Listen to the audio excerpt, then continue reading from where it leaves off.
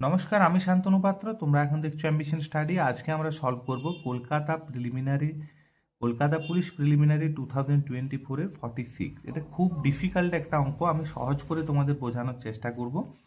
এখানে বলা আছে এবিসি একটি ত্রিভুজ। তাহলে আমরা সর্বপ্রথম এখানে এবিসি একটা ত্রিভুজ ড্র করছি। এ বি সি একটা ত্রিভুজ ড্র করলাম, যার বিসি সিএ এবং এবির মধ্যবিন্দু ডি ইউ এফ। তাহলে বিসি প্রথমে আছে, এটা হচ্ছে ডি, তারপর আছে কি সিএ, তাহলে এটা হচ্ছে সি এর হচ্ছে ই মধ্যবিন্দু এগুলো, আর এটা হচ্ছে এফ। এরপর কি বলা আছে, বিই ও ডি এফ পরস্পরকে এক্স। বিই কোনটা? বিই হচ্ছে এটা, আর একটা হচ্ছে ডিএফ কোনটা?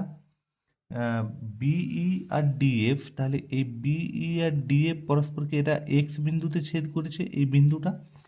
আর একটা বলা আছে সিএফ ও ডিই, সিএফ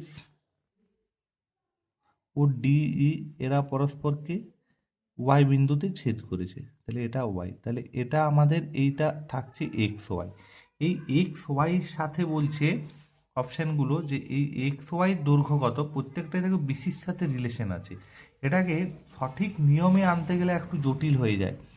এটাকে যেটা আমরা করব, এই এফিটাকেও আমরা যোগ করে নেব। এই এফিটা, এই এক্স ওয়াইয়ের সঙ্গে এফির সম্পর্ক কি জানো? এই এক্স ওয়াইয়ের সাথে এফির সম্পর্ক হচ্ছে এক্স ওয়াই সমান হাফ অফ এফি।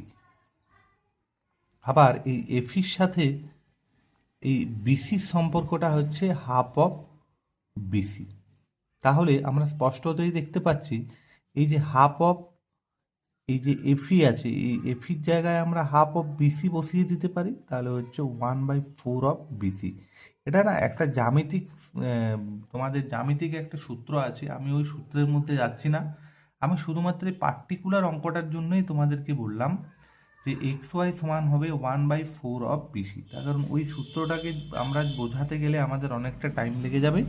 এটা হয়ে যাচ্ছে option C is the right answer এই অঙ্কটার ক্ষেত্রে। ধন্যবাদ ভিডিও দেখার জন্য। যদি ভিডিওটি ভালো লেগে থাকে লাইক শেয়ার কমেন্ট করবে। নতুন কেউ থাকলে তোমরা আমার চ্যানেলটি সাবস্ক্রাইব করে নিতে পারো।